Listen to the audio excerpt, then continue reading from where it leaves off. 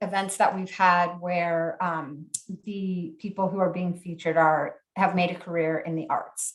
So I'll give brief introductions of our two speakers today, and then I'll mostly let them do the talking and the introducing. But I'll start with Monica West, who is although she hails from Cleveland, Ohio, she graduated from Duke in 1999 and went on to get a master's from NYU and an MFA from the Iowa Writers Workshop, where she was a Rona Jaffe Graduate Fellow. She currently lives and writes in Oakland, and she spent close to 10 years, I think at least, teaching English to high school students at Lick-Welmerding High in San Francisco. And she spent the past semester, last 6 months, as an assistant professor at USF. She's also been named she received a fellowship from Kimbilio Fiction and will be a Hedgebrook writer in residence, mouthful, on Whidbey Island for at least part of this year.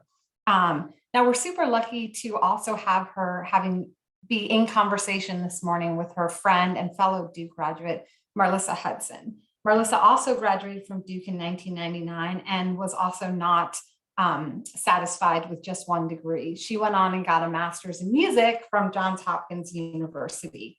And she is equally creative and accomplished, but in a different part or field of the arts. Based in Virginia, Marlissa is a recognized and sought after international concert performer. She's performed as a recitalist across the US and abroad. And as a recording and performing artist, she's been featured on multiple record labels. Her discography includes 2 albums, and that's not all. She's also made a successful career as a fundraising expert with a specialty in corporate engagement, major gift fundraising, and proposal development. She's currently managing partner and founder of English Hudson Consulting in DC. And I left out one of the major points of Monica's background, which is that during the midst of the pandemic in 2021, she published her first novel, Revival Season, which has been well acclaimed and very well received. So I apologize, Monica, for leaving that out. This is why you'll see that I am now going to turn the conversation over to the two of them and let them take it from here. All right, Chrissy, thank you so much for having us. I just wanted to say how honored I am to be in the room and jealous because it is like 30 degrees here right now. So if any of you all are sitting outside, please eliminate your backgrounds. I do not want to see it. Yes, everything you said about Monica, oh my gosh, I'm going to use your full name this whole time, I promise, is true. We are beyond best friends. We are essentially sisters at this point. She knows where the bodies are buried and has a shovel in her trunk. So I am here to be a guide for you all to get to know Monica, to be able to ask her questions and understand more about who she is. But to do that, I feel like we should start at the beginning. Monica, describe a little about your growing up and how and why you chose to. Great. First of all, I want to thank everybody for being here. It's early where we are on the West Coast. So thanks for being here. Thanks for showing up. So I will talk a little bit about, and actually thank you, Marlissa, for hosting. It's an honor to me to have you in the room. Marlissa and I met during our freshman year at Duke. I lived in Giles, she lived in Southgate, and we met a little bit through, we had both been members of Modern Black Mass Choir, and we became fast friends. So that's how I met her. And so a little bit of my growing up, I'm from Cleveland, Ohio originally, and Duke was, to be honest, a bit of like a little bit of a long shot for me. I applied. I'd always been enamored with the school, and I, had known a ton about it. And then when I was a senior, I applied to Duke, and I went sight unseen. Everyone's, oh my gosh, how many schools have you visited? Especially since I, have worked in the high school realm, and I had not, and I'd seen it was beautiful from pamphlets. But when I first came to campus, that was my first time seeing Duke, and best decision of my life. And I loved my 4 years there. I'm still involved. I do alumni interviewing, but I chose Duke a little bit because it was a little bit of a reach. It was away from home. It was away from Ohio. All my friends from high school weren't going there. And it just was a fortuitous choice for me. So I studied English my entire time there. Toward the end of my career at Duke, I started taking writing classes. I've been writing forever, but I didn't take writing classes officially until my senior year. I took fiction writing with Elizabeth Cox and creative nonfiction with Christina Escunas my senior year. And that, I think, set me on a path to think that this is something that I could do and could be good at. So I started writing in a more formal way at Duke, was involved with literary boards. I was on the undergraduate publications board. I was the editor-in-chief for Prometheus Black, the African-American literary magazine. So that was a little bit of my arty time at Duke, but that's how I got to Duke. And I've never regretted that decision. Absolutely. I'm trying so hard to be serious about this, but you all don't understand. She is legitimately one of the 5 smartest people I know. I know we're talking about her as an author, but honestly, pre-Google, she was our Google. So if we were arguing about what something meant or its context, we just call Monica, she'll know. And she always knew. Like she is the most data-oriented. Matter of fact, she was better at calculus than all of our engineer friends.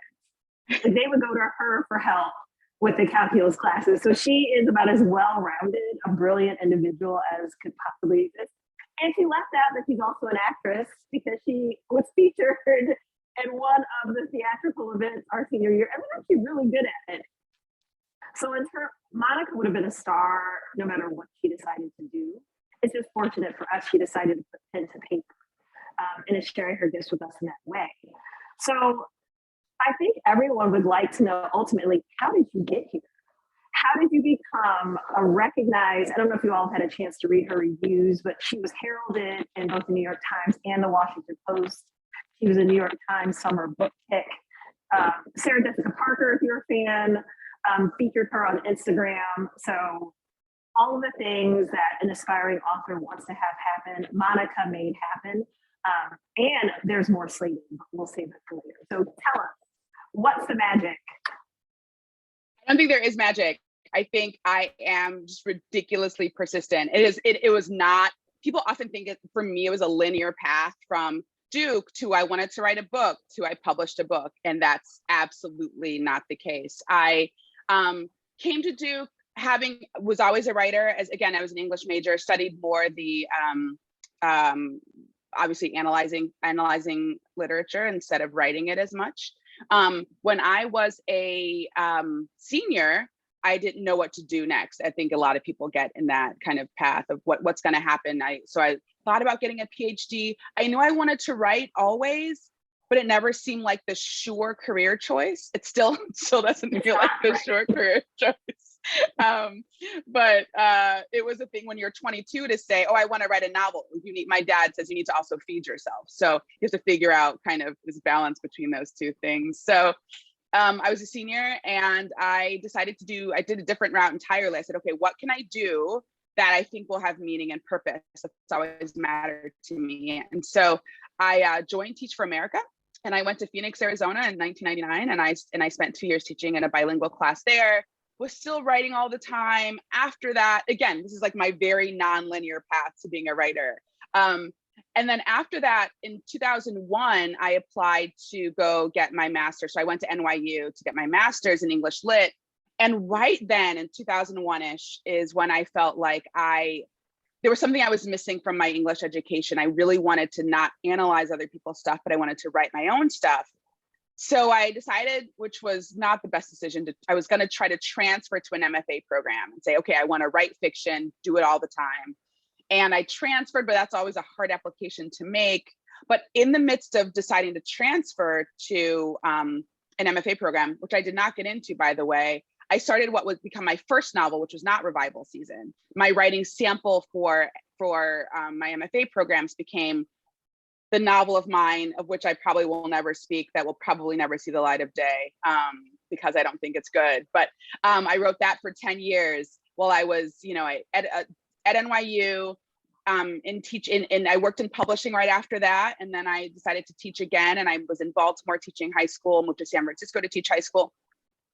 And then in 2012 is when I finished the first novel, tried to get it out in the world, tried to get, agents and publishers, which Marlissa and I will talk about later with the business of the publishing process.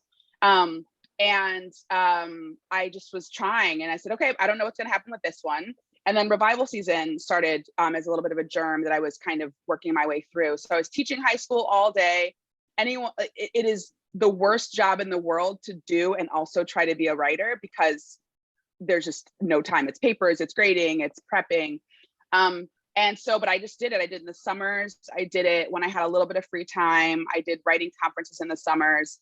And then in 2015, after trying to apply, I think for 3 previous years, I used to call it my just kind of Iowa. I just was the donation to the university every year when I'd apply to the program and just never get in.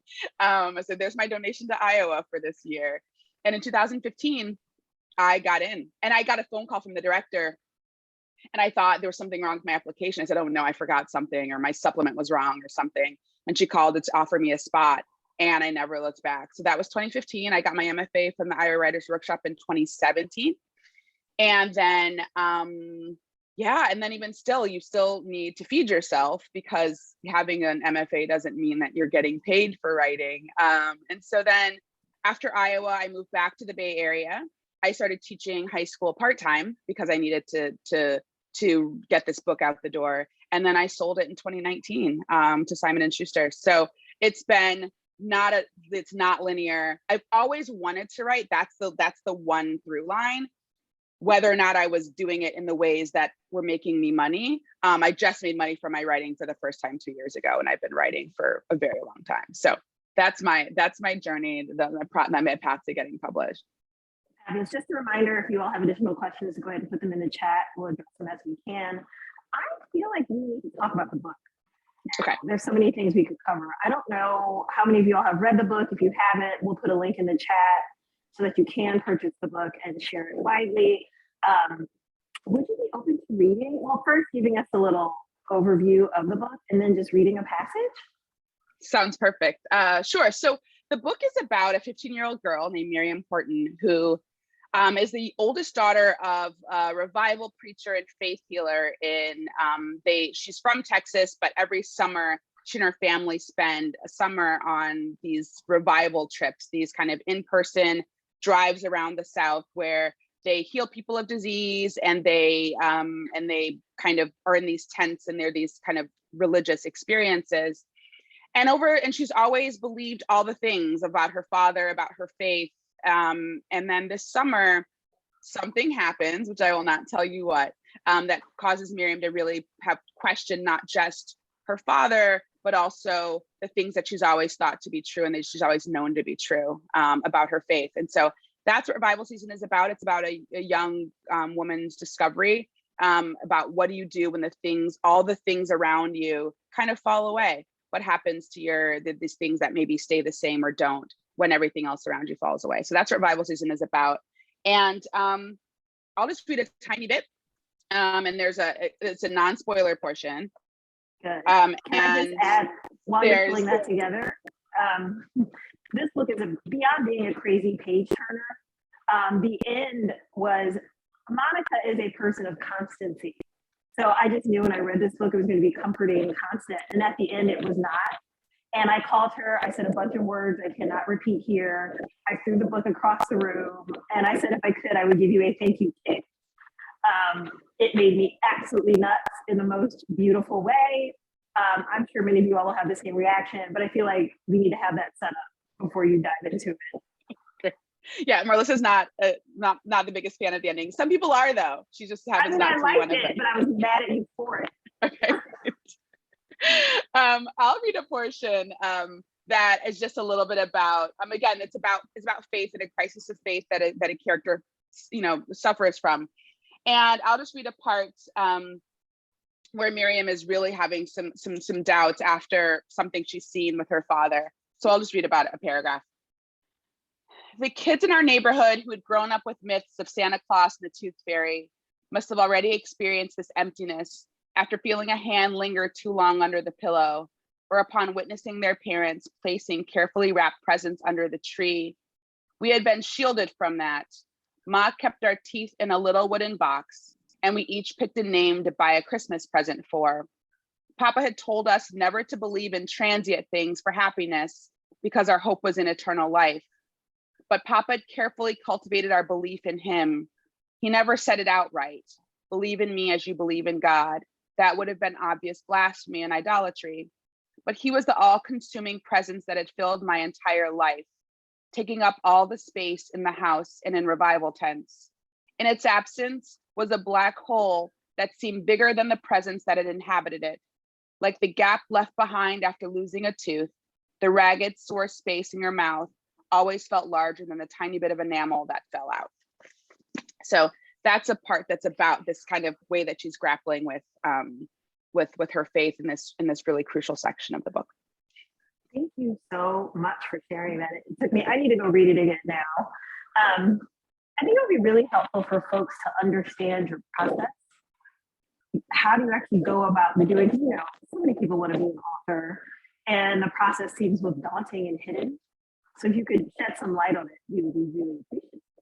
I'm going to put the book in the chat while you do that. Daunting and I'm an author, and it's still daunting and hidden. So I would not think that just because one writes a book, one understands the process. And I'm writing something else, and I'm in the early stages of it, and I think, why do people do this? Why do I do this? It's hard. But my process, again, like my journey to being an author, is not linear. And so I first, revival season started for me with an image, and all my books start that way, which is, it's mystical, but like, I just will see a picture, and I have to write my way through it. And so the picture that revival season started with was of a van moving down a highway. And I kept seeing it, which means I know I had to write from it. So if I keep seeing an image, it tells me that there's a story there, as opposed to if there's an image and I just don't, and it's fleeting. But this was my first book started a similar way, with an image that I kept writing through and told a story. This book, once I saw the van, I had to ask myself, who's in the van? Where are they going? What's the conflict in the van? And then kind of decided how to break the story open. And so I decided that I was going to write about a big power imbalance. And I wrote about and I thought what would be really interesting is if everybody in the van kind of lived in the van. And so then if this idea of the van as a place as a crux of power and influence, what would it look like if Miriam is in the van with the person with the most power, and that's her father? And once I then thought about that, I said, well, what would be a reason for people to live in a van for long periods of time, and kind of, use that as a little bit of their home base. And so the idea of religion, I backfilled in. I did not set out to write a book about religion. That would feel like something that, why? It is such a minefield. And so I said, I'm not going to write a book about religion. And then I wrote a book about religion. So the idea of them being kind of in the van together, and the father being this really prominent preacher, and Miriam being the likely heir apparent as the oldest child, but not necessarily because of the gender and power dynamics. She's being overlooked. So then I said, okay, well, this is going to be a book about religion and power. So I then, to write the book, I started with that image and I wrote my way through it.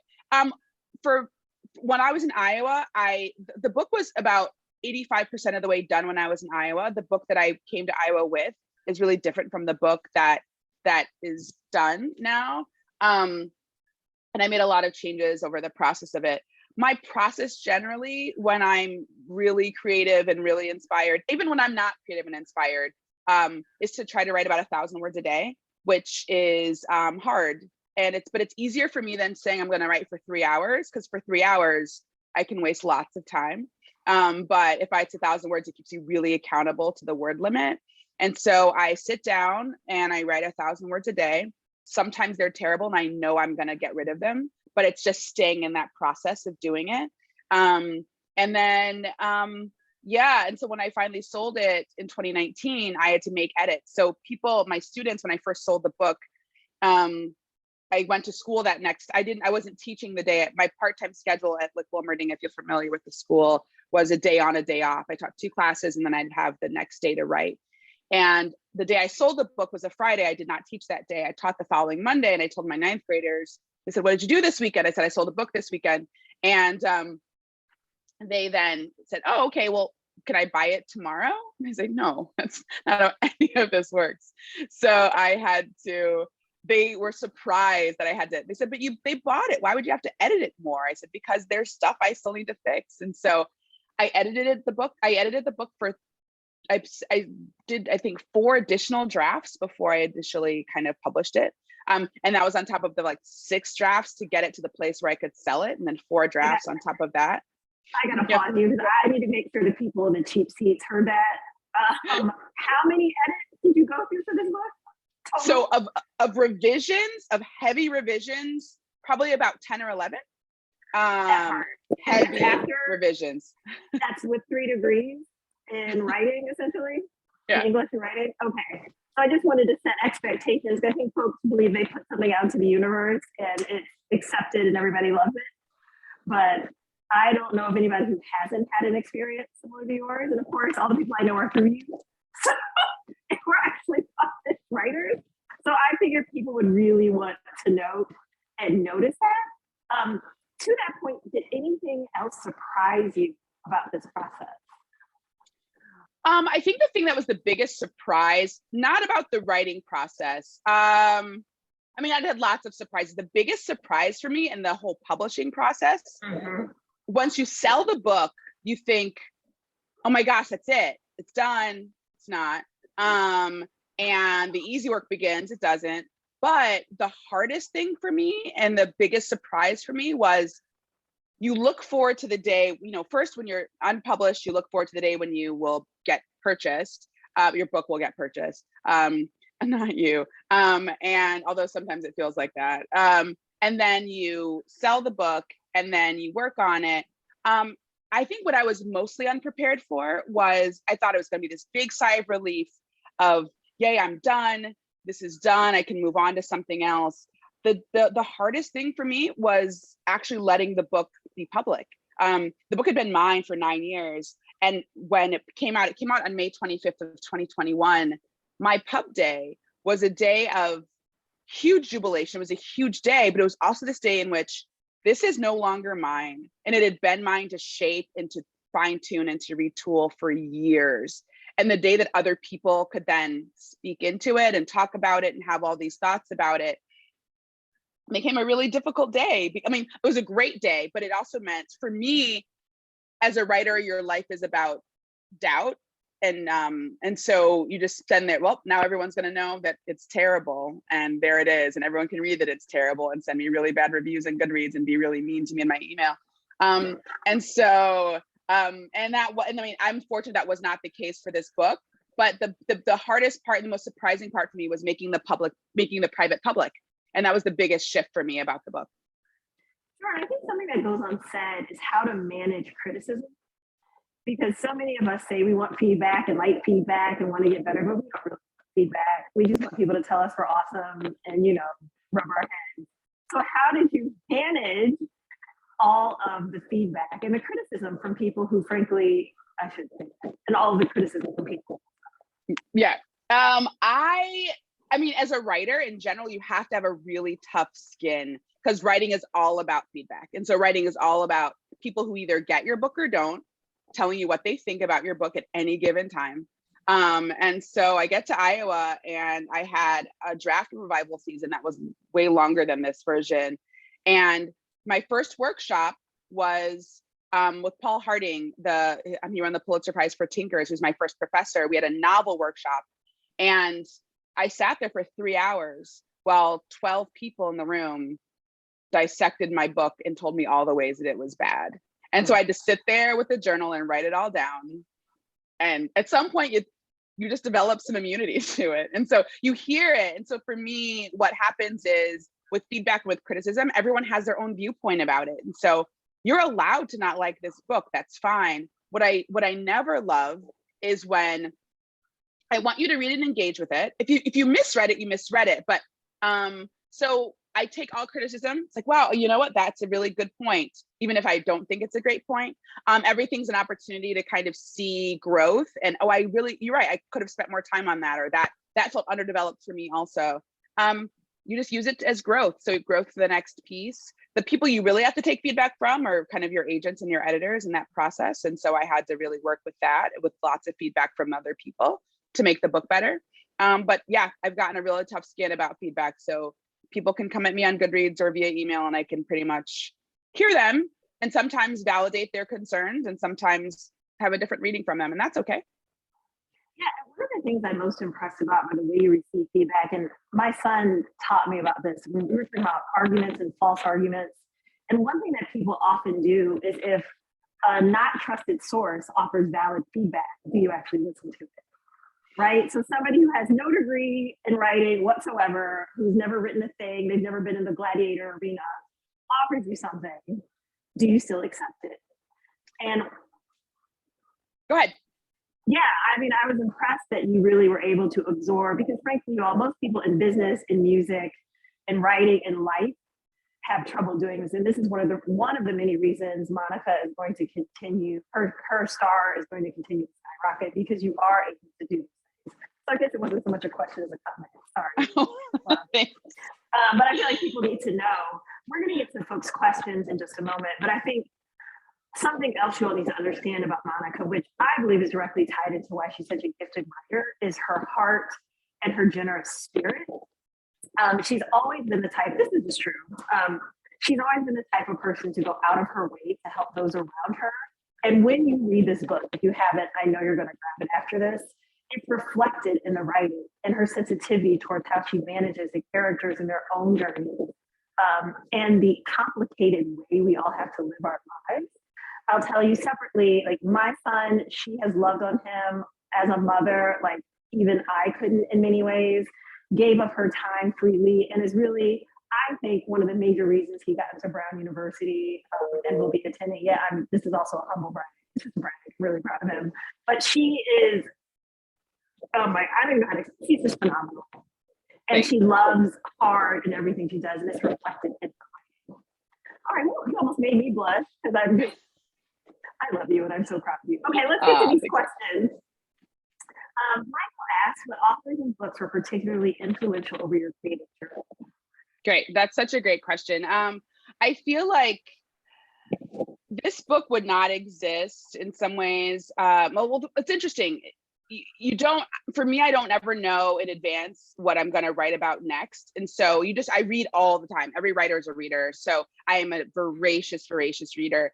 I don't think this book would exist without James Baldwin's Go Tell It on the Mountain. And so that was a huge book for me in terms of shaping the world of this book and shaping what I thought I could do in fiction. Granted, this is not me saying I'm James Baldwin. It's just me saying that work was seminal for me as I was writing.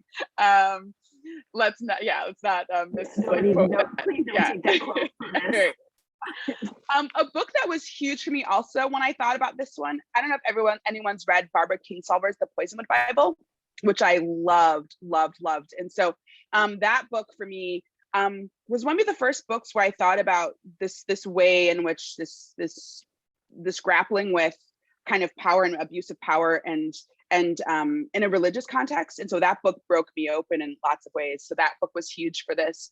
In terms of writers that I admire and who I want to be like, I'm a huge fan. I read a lot of books by women of color, Black women in particular. And so a writer who I really admire is Jessamine Ward, who wrote Salvage the Bones, which is a stunning book that is poetry on the page. She also wrote this book called Sing Unburied Sing. She's written many books, but 2-time National Book Award winner, amazing novelist, also writes nonfiction.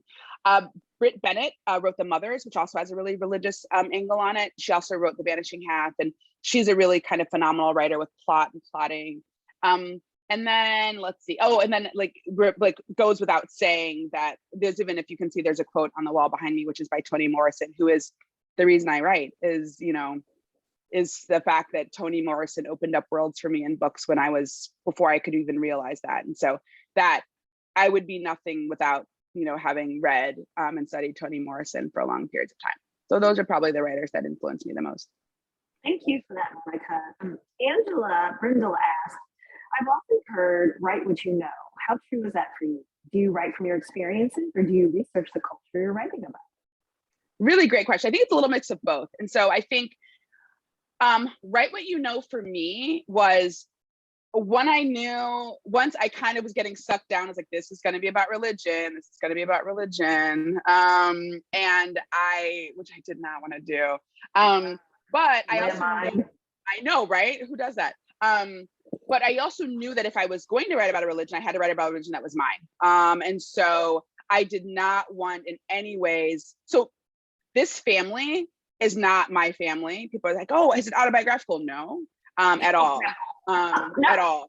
Not my family. But I did know that if I was going to write about religion, I was not going to write about a religion that I hadn't practiced. And so I didn't want this sense to be kind of, I didn't want to do a disservice to a religion that I didn't know well. And I didn't want to do some kind of, really superficial thing about and that could then be really disparaging to someone else's faith. And so I didn't want to do that either. So I chose the Baptist tradition, which is how I grew up and how I was raised, but then I just kind of amped it up. So the part of me that write what you know is that for sure. This family, then I just amped it up. When you have to write about religion, you have to do it in this really, you have to just kind of raise all the stakes. And so I couldn't write about my family with my secular job having parents and me attending public high school and not being homeschooled, but you can't write about watered down religion in that sense. I had to kind of go all the way in. And so that was where the research came in for families like this who are so deeply entrenched in these beliefs and are living them in these ways and having these restrictions. So the research came in with I'm also not from Texas, so it came from writing about Southern religion and writing about Southern, the tradition of Black Baptists in the South. I've been to revivals, but I had to do a lot more research on them to write this book in particular. But the gender and power dynamics that are in the church that are frustrating are absolutely my concerns. And so there's a little mix of, yes, write from what you know, and then also imagine. And so that's for me, I think what I'll always do is write from what I know. I like to write about women. And so write from what you know in that sense and write from concerns that you have, and then push yourself in and then do the research. And then that's where the hard work of the research comes in. So it's a little bit of both. Yeah, her imagination has always been phenomenal, but if you met her family, obviously I have multiple times, they're like the Black Leave It to Beaver. I just ate myself, but I'm okay with that. The happiest, most healthy, friendly family you've ever, I'm not kidding. You walk in and you're like, okay, something's wrong. There has to be dysfunction in this house, and it just isn't there, y'all. I've been there enough times, I would have seen it. They just love on her and she loves on them, and the cycle continues. So talk about a blessing on a blessing. But yes, they're religious, but nowhere in there's none of that. We talk about the fabulous middle class. Their middle class values are staunch. There's no showing off. There's no brandishing labels. All the things you're thinking of, that is how they roll, which is why this book was that much more shocking to me. Okay, Nancy asked, during the editing process, were there passages that you were particularly attached to or proud of that you had to let go of? Was that difficult, and or how did you manage that process? I have novels on the cutting room floor, and I've shed tears over things I had to let go of. So much of the writing process in so many ways is about cutting and editing and fixing and revising and refining. And if you're too attached to those things, the term that there's a term, gosh, now Anne Lamott uses a term called kill your darlings, and you have to kill them. There are characters in this book that started off with that they are gone now. I had extra children. I had all these other people. Miriam had a boyfriend. They're all gone. And if you're so attached to, and then there's also parts of my editor told me that she said, I love this. You're a beautiful writer, but you have to get to the point. And so I have these paragraphs like, I can describe this tree for 3 pages. She says, no one's going to read that. And so there are these descriptions. I feel like I'm a pretty descriptive writer, and I had to just. I'm laughing, you don't know context. When she tells a story, she's the most descriptive person on the face of God's green earth. Like if she can't get the year and date correct in her story, she will go back. I'm like, Mom, nobody cares. But I care. But it's because of that gift that she can write the way she writes. So you've got to take it all. She's also the most curious curious person that you will know. But I never knew at the age of 19 that this would be what was going to eventually lead to her fame and fortune. I think though that the part of the parts of writing that you end up having to kind of shed, right, are the things that that you love, and the things that, like, the descriptive parts that I love to write, and I will always be a descriptive writer, but also recognizing the balance between what will make a plot kind of keep going and what will be me describing a moth for 6 pages, and no one wants to read the moth, so I have to just make them off a paragraph and then cut. And then what I do, Nancy, is that then I save everything I've ever cut, and I was like, I'm going to reuse that because that was I worked really hard on that, and so I'm going to take that and it's going to appear somewhere else when it's more appropriate. Fabulous. Okay, Susanna asked, or Susanna, please forgive me, either one of those. Was the process of the 4 revisions with the publisher harder or easier than the 6 you completed on your own? Also, do you or did you work with an editor or other input in the 6 earlier drafts? She really paid attention to your numbers. I love it. I think, so here's the hard part. I don't know if one was easier or harder. I think that when you have an editor, it's going to get to an endpoint. And so that feels way better than you kind of editing in the dark by yourself and hoping that the thing that you're writing will get an agent or get an editor. So once you have an editor, there's safety in that. Like, I have an editor, she has a vision. My editor's phenomenal. Her name is Karina Guiderman at Simon & Schuster. And I trusted her implicitly. And so when I work with her, then that set of edits was still really hard, because especially it's someone else's vision. It's like, wait, you don't like that part, but I do. But I had to trust her when I signed on with her. Then you have to trust her to kind of shape the book in a way that is good. And so she made the book have way more tension. The book was really boring when I first wrote it, because again, I read about a moth for a bunch of pages. So like, when does the plot pick up? Where's the conflict and tension? And for me, it's like, no, but the moth, look at the moth. And so with her, I ended up doing a ton more work to kind of amp up tension and cutting things down, removing a lot of the descriptive stuff that I love. So that was hard, but I knew that it had a place it was going. The revisions in the dark by myself, before Iowa, it was just me thinking, oh, I love this. And then getting feedback from my classmates. That was challenging in some ways, because it's lots of voices. And lots of voices that you don't know who to listen to. You learn who to listen to pretty quickly. Like, one of my first readers of the book said, oh, there's not enough sex in the book. I'm like, no, it's not the book I'm writing. Sorry. So no. You need to talk to somebody about that. Yeah, that sounds like a deep and personal problem. Not the book I'm writing at all.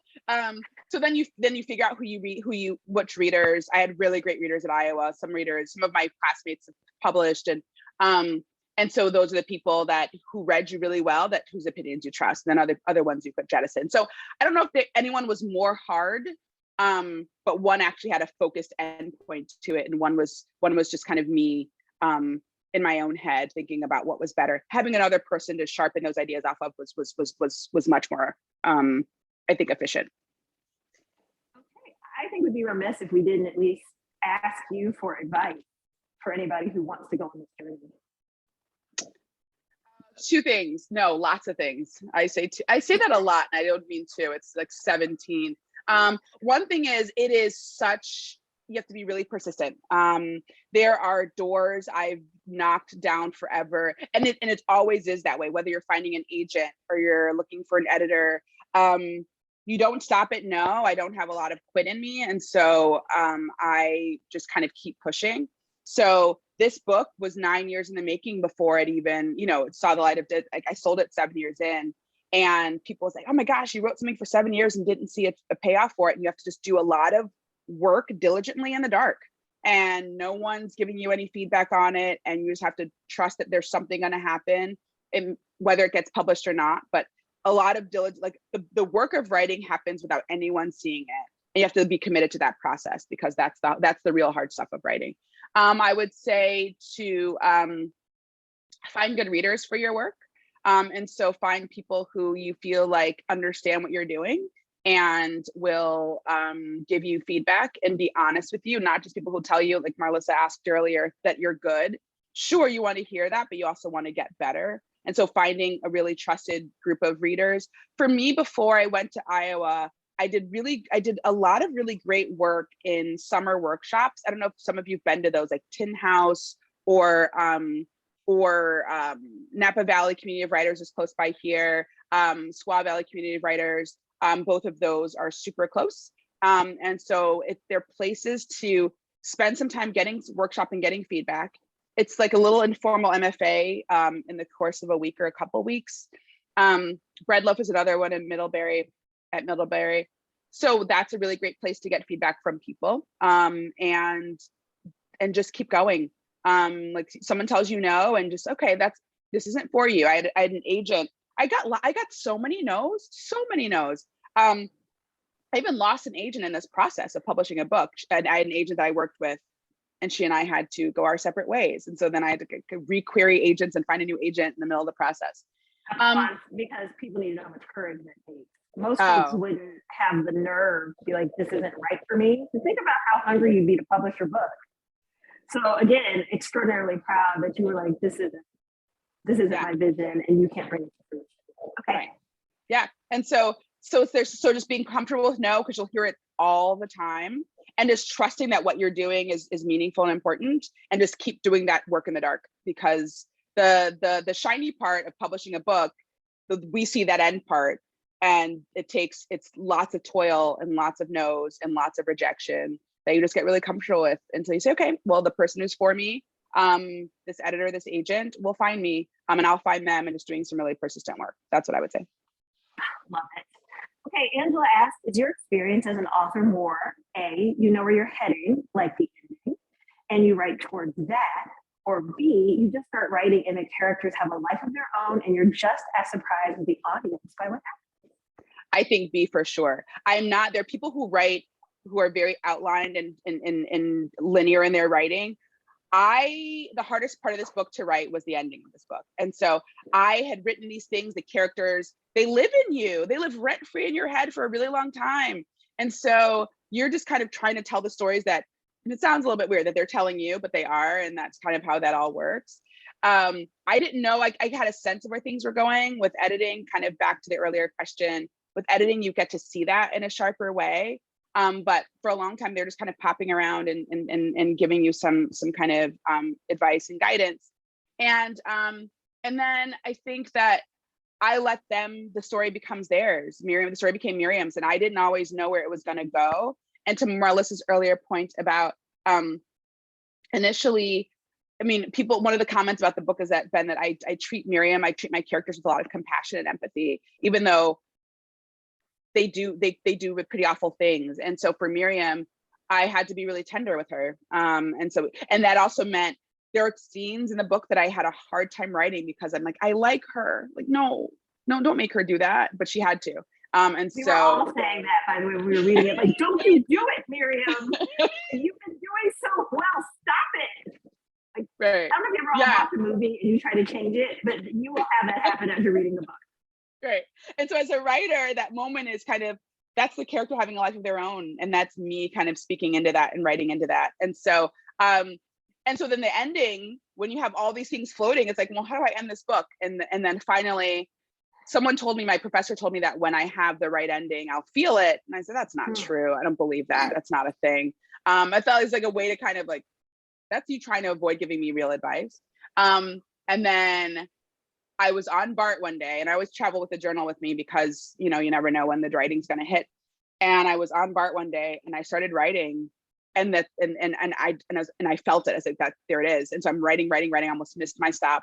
And then that was the ending. And that's the ending that I've always had. And it's what came, but I do not write in a way that I probably could. I'm trying to write this next book with more outlines, but I probably could, but I also like to let the characters have their own journeys that I don't spend so much time trying to control.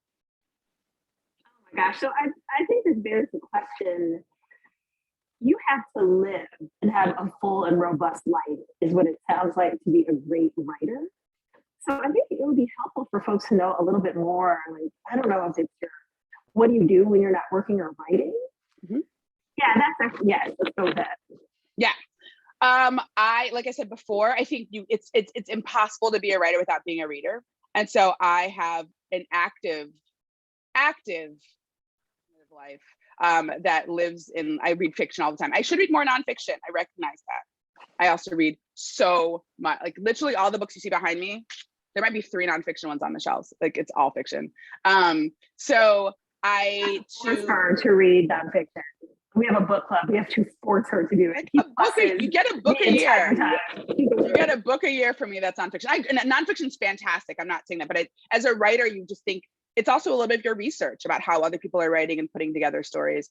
So I think that when I'm not writing, I'm reading. I am working because, people think that once you write a book, you can quit your job. And for some people, that's true. For me, that's not been the case. And so I have to work. And so it's also prepping for teaching. I'm at USF right now, and prepping for teaching and thinking about, and I think as I teach, especially I'm teaching in the MFA in writing program right now, is to teach people how to write is really also fascinating. And it helps you kind of articulate your process because you're helping someone else work through a process that feels really obscure and you're making it kind of transparent.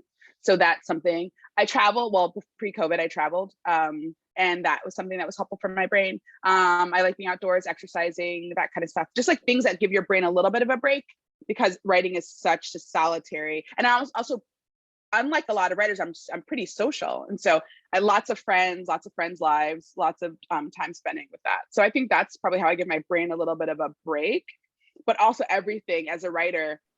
Marlissa earlier called me nosy, which I think is wrong. The word is it's all research, right? So when you're like seeing people and you pass like people in the street and they're having an argument, it's all research. So you're just kind of like, what's happening there? And no, so Monica is the queen of the follow-up question. That's what we always like. If somebody asks a question, if I take it in an Uber with her because I know it's going to be nonstop back and forth questions, and we can't get into it. But my auntie always taught me that questions cost money, and there's a reason. Because once you start deep diving into people's lives, there is a cost associated with it. But Monica literally cannot help herself. But it's one of the things, again, that makes her an incredible writer. I'm a novelist. Like that's part of the work. It's like, oh wow, that's happening over there. Let's see what's going on. And then my friends have to drag me away. It's fine. But yeah, so there's that. That's all some of the stuff that goes into writing. One more question from, is it Susanna or Susanna? That's going to make me crazy, which is correct. It's Susanna. Susanna. She said, you said how much you respect and trust your editor at Simon & Schuster. When a publisher buys your manuscript, what is the process around who becomes your editor? Do you get input as to who works well with you? Did I capture that, Susanna? Yeah. Okay, great. So when you become, oh gosh, the selling process is really complicated. And so the first thing you get is an agent, and I love my agent. And so you get an agent, and your agent will say to you, hey, here are these, in my case, 20 editors I'm going to send this book out to. And for the long process of writing the book, I actually sold my book really quickly. When you go out this thing called on submission, and what that means is that, and for mine was February 15th. February 5th, it was 14th is when I went on submissions. It was Valentine's Day. And my agent said, you're out there. And that's, like, oh, that feels great. So then your manuscript is in the hands of the 20 editors that she thinks are really good fits, that they think are a really good fit for you as a writer. And she's had like lots of lunches and conversations with these people. And so she said, okay, now we wait for about 3 weeks and we see what people think and if people bite. And so you sit there like, people are reading my book right now and deciding if they want to pay me money to write this thing. that's anxiety producing. And then what happened for me is then she called me, she said she'd give me a weekly update and say, okay, every week I'll check in with you. I won't tell you the no's, I'll tell you the yeses. But no news is like, until you hear anything from me, no news is nothing, right? So just like, wait. And so I'm waiting to hear. And then on February, I had maybe a week later, February 21st, she said, we'd had our check-in conversation, and she'd said, hi, we have interest from an editor, and she wants to talk to you. So then you have conversations with editors, and they're interviewing you to see kind of your fit, and you're interviewing them to see kind of if they're a good fit for you. And so in my case, the first editor I met was Karina Guiderman, and it was as much because she could have said, you need to add 5 characters, you need to make the father's voice more present, and that wouldn't have worked for me. Like, that would not have been. And some people have editors that don't get the vision that you're going for. Karina and I talked for 45 minutes, and I said, she gets it. She totally gets it. And then the next step is she still might not want to buy it. And so my agent, I called my agent right after. She said, okay, this will usually take a little while. We'll see what happens and just kind of wait patiently. And then I took a spin class pre-COVID. I took a spin class, and I got a message on my voicemail during spin class saying we have an offer. And it's a preempt, meaning that if someone likes your book so much, they give you money to take it off the table. So it becomes not an auction book, but it becomes a book that they then pay to take off the table. So I got a preemptive offer from Simon & Schuster that I then accepted. And so I didn't have the, if it had not been a good fit, I would have actually chosen to go to auction, which is when lots of editors will kind of have these different pitches, and they'll buy for your book. In this case, I liked my editor enough, and I liked what she had to say enough, that then I went with her preempt offer, and then I signed the contract 8 days later. Yeah. Nice. Fascinating. Thanks. Okay, great. Thank you, Susanna. I know we've got to wrap up. If you can, Monica, in like 30 seconds or less. Yep. Imogene wanted to know, would like to hear more on finding your voice in teaching. Finding my voice in teaching? Yep, and this is the last question. Okay. That's a great question. I think I discovered my voice in teaching. I think that I kind of feel like you have to fit someone else's mold, and then you kind of, after a while, realize that like my quirks and all those things, like that's part of who I am and as a teacher. And so as a professor in the classroom, I taught high school for 14 years, I want to say. And you just kind of lean into the things that you're really good at. You like struggle with the things that you're not good at. And then you just kind of lean into the things that make you, that I think make you different and interesting. And just be really honest and genuine with yourself. And that's how teaching has worked for me for all these years. And students respond to it. And sometimes, so that's kind of, you just be yourself, and students will respond. Absolutely. She's beloved in the teaching. Her students love her. When we hear her or they see her on the street, it's like they spotted a celebrity. I think I'm jumping in now as we wrap up, but I think that that's the thing that's really come across listening to the two of you is I can only imagine how fun it must be to be in your class, but then I can also only imagine, I don't know how you teach someone to write other than, the basic structures or whatever, but at a certain point, it's also something that you have to just kind of have in you. And part of it's the persistence, but it's also the creativity and the imagination, all of that. So anyway, it was fascinating to listen to you talk about your process, and made even more fascinating because Marlissa was doing the questioning and conversing with you about it. It was a joy, at least for me, to listen to you guys, and I really appreciate it. And again, we try to keep these to exactly an hour because we know people, go on to work on the West Coast. So thanks everyone for being here. Please definitely look at the Duke NorCal page on the Duke Alumni website to see what else we're up to. And also we have a Facebook page, and I think we're probably on some other social media too. And I just want to plug 2 events that we have coming up. One is next week, next Wednesday at 3 p.m. Pacific time. Duke, Kermit Jones, who's a Duke alum with a degree in an MD degree and a JD from Duke. And he's now running for Congress from up near Sacramento. And he and Dr. Michael Stanton, who's a member of the Duke NorCal board, are going to discuss equity in healthcare in America next Wednesday at 3. So that should be great. And then piggybacking on that, we've lined up Kermit to do another business breakfast for us on March 17th, same time. And he'll delve more into his background, his experience, his career path, and how he decided to make politics his next endeavor. So again, thanks so much for being here. I hope everyone has a great day. And thank you again, Monica and Marissa. It's great. Thank you so much for being here. Take care. Have a Bye, good day, everyone. everybody. Bye. Thank you.